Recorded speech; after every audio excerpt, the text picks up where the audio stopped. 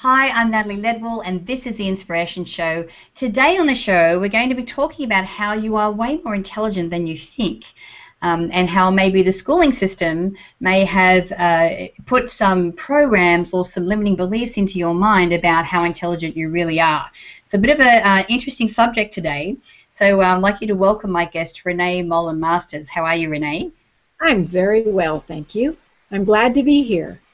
I'm glad to have you here. This is going to be a great subject today. So why don't we start first of all with your background and your story and how you got into doing this awesome work. Okay. Well, for me, school was a schizophrenic experience. And what I mean by that is 1 minute it was easy for me and 1 minute I didn't do very well. And when I was in second grade, my very best friend got moved to third grade because they said she was smarter than the rest of us. And then when we were in college, our freshman year, we took a botany class together, and it was taught experientially, and so I got the A and she got the C, and it just blew my brain. It was like, how in the world did that happen? And then finally I got a master's in speech pathology, and then I read Dr. Howard Gardner's work on the fact that all brains are different and brains need things that are different in order to learn. And as I was reading his work, it was like all the answers, all the questions that I had had all during school just got answered. And I began using this process to to help students and to help nursing students nationally.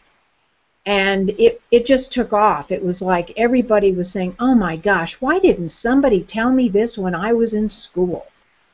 And so here I am. I know, isn't it interesting? So what you're saying is that we are all a certain level of intelligence, but we just all learn in a different way. And as long as we can identify what way that is for us, then we can be as intelligent as anybody else. Absolutely. Right. See, in school, there's only two types of learning styles that are honored. That's linguistic and logical. Okay. So if you don't happen to be intelligent in those areas, you feel like you're a stranger in a strange land. And you end up with this little voice inside, which I had, that said, oh, you're not as smart as you think you are. And you function at a lower level. You achieve less than you should because you don't believe in yourself. But believe it or not, brains are more different than fingerprints. Now just think about that. Brains are more different than fingerprints. And in school, we think that everybody should fit into a mold. Well, it doesn't work that way. What happens is that 2/3 of us feel like we're left out. And it's not fair. It's discrimination. Yeah, it's interesting because, we pick up a lot of our programming and our beliefs about ourselves when we're younger. So if there is an incident or an experience that we have where we go, oh, we're not very good at, like, I actually stopped myself from saying I'm not very good at math. Because I'm like, well, the more I say it, the more I perpetuate that. So, I mean, how many different learning styles are there, or how many different ways can we learn? Well, I like to think about them as brain talents. And Howard Gardner came up with 7. He has 9, but I only use the 7 basic ones because they're the easiest to apply.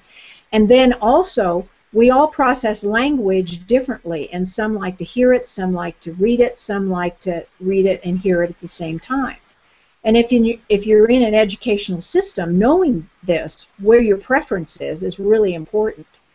But Gardner's 7 different areas. The first is linguistic, which are people that really like words. Logical, they need sequential presentation of information. Spatial, they need it simplified linguistically, but pictures and colors and maps really make sense to them. Body kinesthetic, they like movement. Musical, they like the music part, the rhythm. They may not play an instrument, but they still have this music bend. Talented in knowing self, these people, as little kids, they really had a good sense about, you know, I know what I want to eat, I know what I want to do, they just have a sense about themselves. And they're experiential learners. And then the last one is talented in knowing others, and these are the actors. They, as children, they could tell whether somebody was safe or not safe, and they were the mediators of arguments a lot. So, you know, that was something that where you can tell whether or not you have that talent.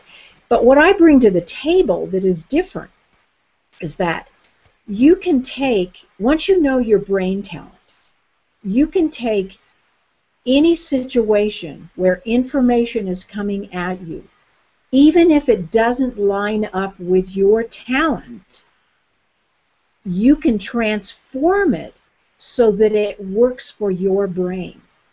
So in a sense, it empowers you to be intelligent no matter what. And for students, sometimes they think they can only learn when they have a good teacher. Well, this changes the game completely. Yeah, because it's interesting that, because, you know, what I'm thinking of, like, okay, we've got these 7 different styles of learning. I mean, as a teacher, how do you teach all 7 styles? So what you're doing is empowering the student on how they can take a specific piece of information and then change it so that they learn it the way that they are, you know, best at learning. Exactly, and I think that you brought up a good point. I think the reason this hasn't really taken off in school, learning style hasn't taken off in schools, is that teachers don't know how to use it. They've tried teaching to all the different styles, and they know that it doesn't work. So this is a total different way of doing it, and it truly is about empowering the student, which is where they're the ones doing the learning. They should be empowered, in my opinion. I know, exactly. So what you're saying is it doesn't matter whether they're in primary school or high school or college or wherever they are, once they know how to change to basically decipher the information in the way that they learn, that they can, it doesn't matter where they are or what they're learning, which is very cool. So so tell me some of the people that you've worked with, like some of the, can you give me like an example of how someone has been able to change something into the style that they're used to learning? Okay. Well, let me tell you a success story first. There was a student who had to learn anatomy and physiology stuff, which is a lot of information. She was musical and she was body kinesthetic. So she put all the stuff that she had to learn on a tape. And then what she did is she listened to that information while she played the piano. So she was doing musical and body kinesthetic. One time through, she had her mom test her. She knew the information cold. She went to the test, and she passed the test. A week later, she still knew the information. And anatomy and physiology is very detailed information. So she learned it. She didn't memorize it. Now, as far as changing a learning situation, what happens is if you change a learning situation, what happens and how you do this is, let's say that I'm a logical learner and I like sequential. First this, and then this, and then this. And let's say that you have a teacher who is linguistic. And what linguistic teachers do is they go to the main heading, and then they go off on tangents and tell stories. And what happens to the logical learner is they get lost because it's not sequential. So what we have them do is we have them get separate pieces of paper and put the major headings of where the lecture is going to go that day on these separate pieces of paper.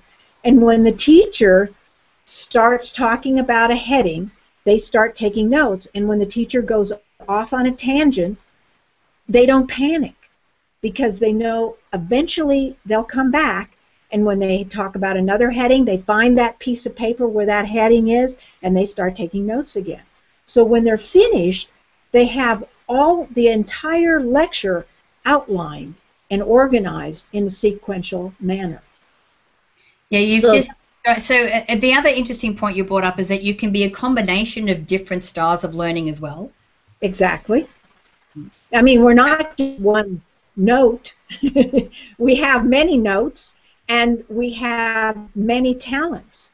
And when you take the two self-evaluations, which are in my book and my online training, you only focus on your strengths. You don't worry about your weaknesses. Your weaknesses are there, so what? Focus on your strengths. You can hit a home run with your strengths. Yeah, because I'm definitely, when you're talking about the different styles, I have to have the sequential thing. And so if I'm in a seminar and someone starts to tell a story, that kind of, that maybe proves that point that they're trying to make, I get completely lost. I'm like, wait a minute, what's going on? Because I need to have I'm like that. But then I think I'm partly musical, because, I always joke about how one of my stupid human tricks is that I only have to hear a song maybe once or twice, and I know the lyrics. Yes. So I pick up things with music as well, which is really interesting. So if I was to learn something with audio, but have, while I'm, listening to music, it's a little bit like our mind movies, where you have your affirmations and your photos, but you combine music with it. It helps you to retain that information more. Would that be right? Yeah, for you, but that wouldn't work for everybody.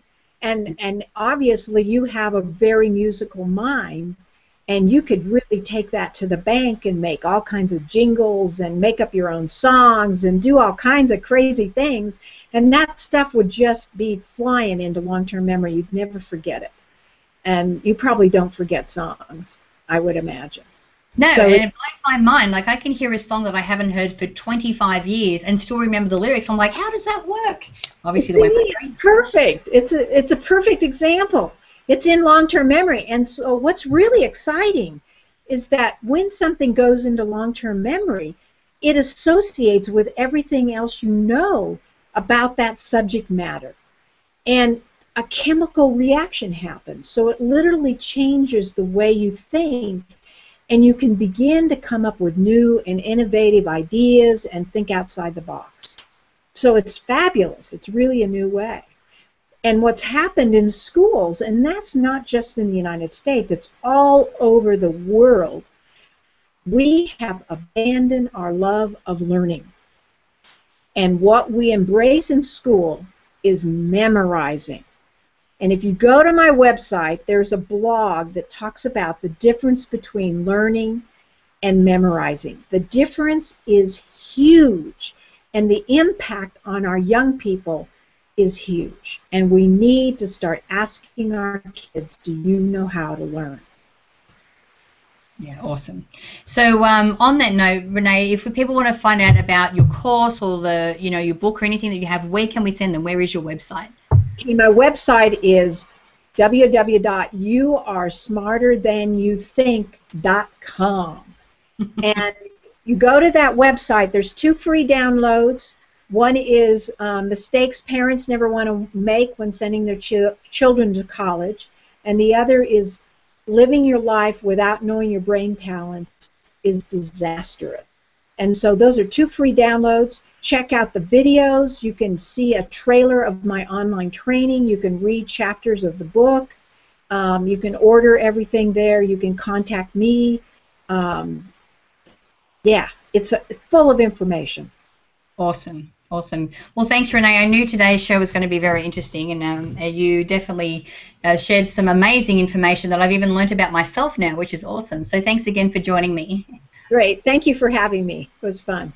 Thanks, Renee. Now, guys, I encourage you to share this video. Get the word out there. You can do that by clicking the Facebook and the Twitter share buttons on this page. Also, download the app if you haven't done so already so you can watch the shows on the go. And make sure that you leave your email in the box on this page so I can send you the Manifesting with the Masters video e-course.